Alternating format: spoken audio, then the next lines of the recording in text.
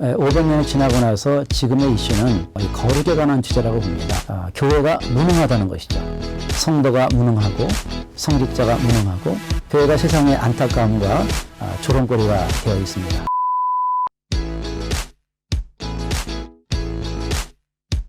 안녕하세요. 저는 장로신학대학교에서 구약학을 가르치고 있는 배정훈 교수입니다.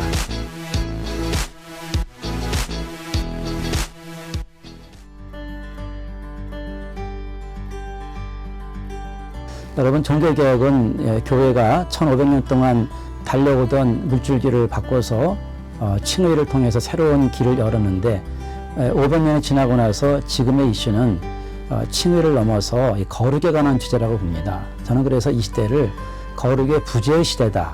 그래서 왜 거룩의 부재가 철회되고 현실은 어떤 것이고 그리고 이것을 위해서 어떤 신학적인 전환이 필요한가, 이런 이야기를 오늘 나누고 싶습니다. 교회가 무능하다는 것이죠. 성도가 무능하고 성직자가 무능하고 교회가 무능합니다. 무능할 뿐 아니라 여러 가지 제도가 남용되고 또 도덕적인 문제 또는 재물에 관한 문제, 이로 인해서 많은 원성을 듣고 있습니다. 그래서 교회가 세상의 안타까움과 조롱거리가 되어 있습니다. 그러나 여러분, 이것들은 과거에 우리가 교회와 성직자들이 정말 존경을 받던 그런 시대에 비해서 너무나 큰 위기라고 우리가 볼 수가 있습니다. 이 거룩은 신앙인들에게 능력을 제공하는 원천이기 때문입니다. 우리가 구별된 곳에서 거룩하신 하나님으로부터 하나님의 임재를 체험하고 그 거룩을 통해서 죄와 이 악에 의해서 무너진 일상의 삶을 회복하고 우리의 인격이 변화되고 또 이 땅에서 하나님이 기뻐하시는 그러한 실천적인 윤리를 통해서 기독교가 새롭게 거듭날 수 있다는 생각을 하는 것입니다. 그럼 거룩에는 두 종류의 거룩이 있습니다. 하나는 우리가 여러분이 말하는 칭의라는 것이죠. 우리가 하나님이 우리를 선택한 직후에 존재론적인 거룩을 갖게 되는, 이것이 거룩의 출발점입니다. 그러나 거룩은 끝난 것이 아니죠. 레위기에 보면은 너희는 내가 거룩하니 너희도 거룩하라. 거룩은 우리의 과정입니다. 이 거룩의 여정을 걸어가면서 우리는 악을 제거하고 하나님 앞에 정결한 모습으로 인격이 변화되고 윤리가 변화가 되어야 되는 것입니다. 그럼 여러분, 이 거룩에는 여러분 오늘 제가 세 가지 요소가 있음을 기억을 해야 됩니다. 하나는 거룩의 근원이라고 할 수 있는 거룩하신 하나님과의 만남을 통해 이루어지는 하나님의 임재라는 요소가 있습니다. 두 번째는 거룩하신 분을 만나기 위해서 우리가 끊임없이 노력하는 행위들을 우리는 좁은 의미의 경건이라고 얘기합니다. 세 번째는 이제 그렇게 변화된 자들이 이 땅에서 하나님이 원하시는 사회적인 선과 그리고 개인적인 선, 이런 것들을 행하는 그 선행의 문제가 있는 것이죠. 그래서 하나님의 임재와 경건과 이 선행의 세 가지 요소가 거룩의 중요한 요소입니다. 여러분, 이렇게 생각하면 너무 간단하잖아요. 그런데 이 교회사를 보면은 이 거룩의 내용이 왜곡되어 있는 것을 우리가 알 수가 있습니다.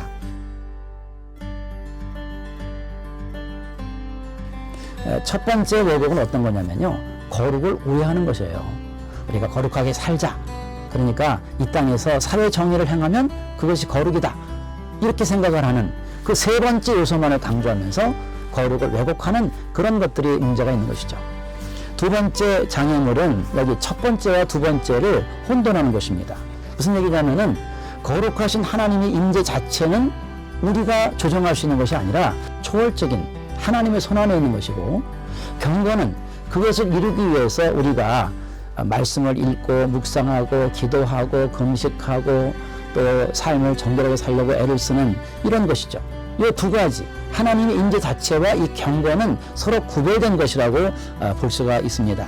구약에서부터 유대교라든지 가톨릭이라든지 경건주의를 가만히 보면은 이 셋 다 이 경건해지려고 거룩을 위해서 노력하다가 이 거룩이 하나님의 임재를 상실한 거룩, 그게 율법주의거든요. 유대교 율법주의, 요새 세 관점이 많이 등장을 하는데, 하나님의 임재를 상실한 제사, 하나님의 임재를 상실한 성례전, 하나님의 임재를 상실한 경건주의, 이 모든 것들은 율법주의로 갈 수밖에 없는 것입니다. 그래서 오늘날 우리가 경건을 추구하면서도 하나님의 임재를 강조해야 된다 하는 것들을 특별히 제가 강조를 하려고 합니다. 세 번째 문제는 뭐냐면 거룩과 일상의 불균형 문제인 것입니다. 오늘날 예배를 강조하고 주의를 섬기고 하나님의 일을 하고 교회에 모여들면서 사실은 일상의 삶의 책임을 무시하는 그런 자들이 있죠. 한편으로는 거룩은 필요 없다. 윤리적인 삶을 강조하면 된다. 정의만 있으면 된다 하면서 거룩 자체를 넘어서는 이러한 극단적인 것이 있다고 하는 것입니다. 여러분 예레미야서에 보면은 성전 설교가 있는데 거기에서 얘기되는 것이 바로 윤리의 실정을 얘기하면서 윤리가 없는 예배를 강조하고 또 한편으로는 또 거룩이 없는 예배, 거룩이 없는 일상을 또 얘기할 때가 있다고 하는 것입니다. 그래서 우리가 오늘날 이런 얘기를 합니다. 가톨릭은 이중윤리를 통해서 거룩한 것과 일상을 분리했습니다. 근데 개신교는 일상 모든 것을 거룩하게 만들겠다고 거룩을 일상에 가져왔지만 사실은 거룩이 사라져버려서 우리가 거룩을 얻기가 어렵습니다. 이와 같이 거룩과 일상의 균형의 문제가 오늘날 우리에게 중요한 주제라고 볼 수가 있습니다. 종교개혁 500주년을 지내면서 우리가 이 거룩이 왜 사라졌는지, 거룩이 왜 필요했는지, 그리고 거룩을 막는 장애물들을 우리가 떠올리면서 거룩한 하나님을 대면하고 그분을 위해서 경건하게 살고 그 다음에 이 땅에서 선행을 통해서 하나님의 자녀로서 하나님을 영광스럽게 만드는 그러한 거룩이 돌아오는, 거룩이 회복되는, 거룩이 재발견되는 시대, 그 시대를 기원합니다. 감사합니다.